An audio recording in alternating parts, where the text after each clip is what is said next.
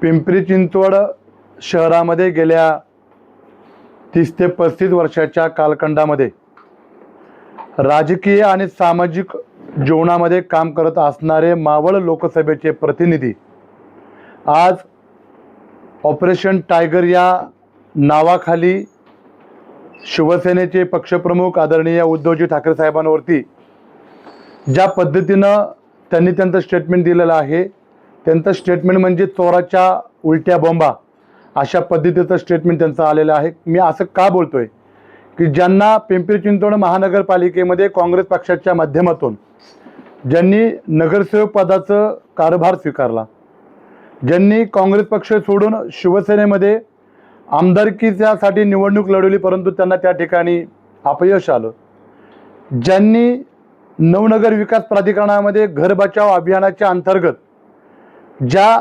खऱ्या कार्यकर्त्यांनी ते आंदोलन पुकारलं होतं त्या आंदोलनाचं प्रतिनिधित्व स्वतःहून करून घेण्यासाठी केविलवाणी प्रयत्न केला, त्यांनाच शिवसेनेनं सन्माननीय बाळासाहेब ठाकरेंनी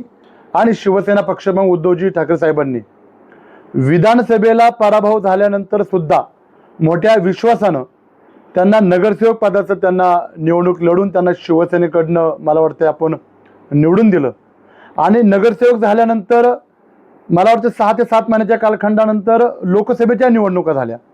त्या लोकसभेच्या निवडणुका होत असताना दिवंगत खासदार गजानन बाबरांचं तिकीट कट करून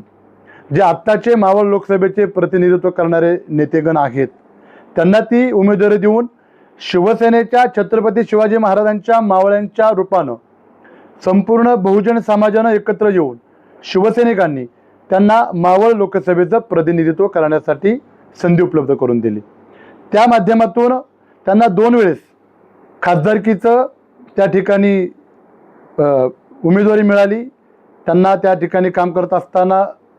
समाजानं मतदार राजानं त्यांना कौल दिला आणि तिसऱ्यांदा त्यांनी पुन्हा उद्धव साहेबांना सोडून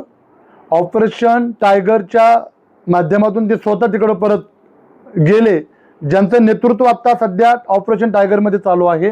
त्यांचं नेतृत्व मान्य करून त्यांनी उद्धव साहेबांना सोडून शिवसेना पक्षाला सोडून त्या ठिकाणी गेलेत।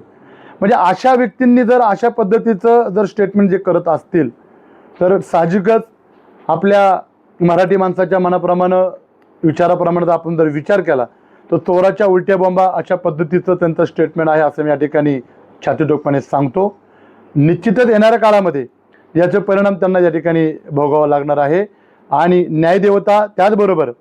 मतदार राजा हा येणाऱ्या काळामध्ये सुज्ञ आणि चांगल्या विचारानं येणारा मावळ लोकसभेचा प्रतिनिधी हा स्वच्छ आणि चांगल्या पद्धतीचा देतील असा माझ्या मनामध्ये ठाम विश्वास आहे। मी युवराज भगवान दाखले, शिवसेना तिरोडा विधानसभेचा माजी संपर्क प्रमुख, त्याचबरोबर मी शिवशाही व्यापारी संघ या राज्यव्यापी संघटनेचा संस्थापक अध्यक्ष जी शिवसेना उद्धव बाळासाहेब ठाकरे या पक्षाची अंगीकृत संघटना आहे। धन्यवाद। जय महाराष्ट्र, जय भीम, जय लहुजी, जय शिवराय।